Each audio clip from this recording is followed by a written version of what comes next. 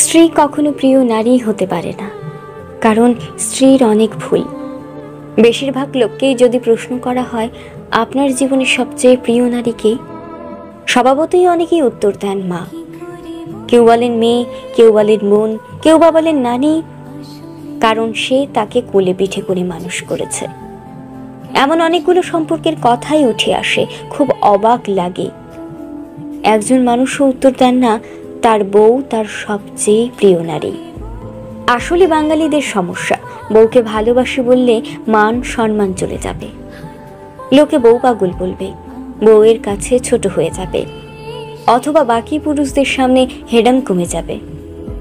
এমন একজন মানুষও কি নেই যার হাসপাতালে বেডের পাশে নির্ঘুম রাত কাটিয়েছে তার স্ত্রী, অথবা একসাথে জীবনের যুদ্ধটা করবে বলে বাবার বাড়ির অভিজাত্যকে দূরে রেখে স্বল্প বেতনের ছেলেটার হাত ধরে বাবার বাড়িটা ছেড়ে এসেছে।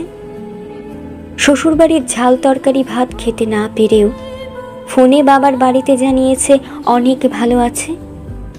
নাকি নিজের বিছানা, মায়ের রান্না, জন্মের পরের বাড়িটা সব ফেলে আসা অনেক সহজ, যার কারণে বউ কখনো প্রিয় নারী হবার যোগ্যতা রাখে না। আমি নাকি তোমাকে বুঝতে পারি না, চিনতে পারি না। তুমি কি আমায় কখনো বুঝেছিলে? তুমি কি বুঝেছিলে আমি তোমাকে কতটা ভালোবেসেছিলাম? তুমি কি কখনো এটাও বুঝেছিলে তোমাকে এক পলক দেখার জন্য আমি কতটা তোড় পেয়েছিলাম? তুমি এটা বুঝেছিলে তোমার সাথে একটু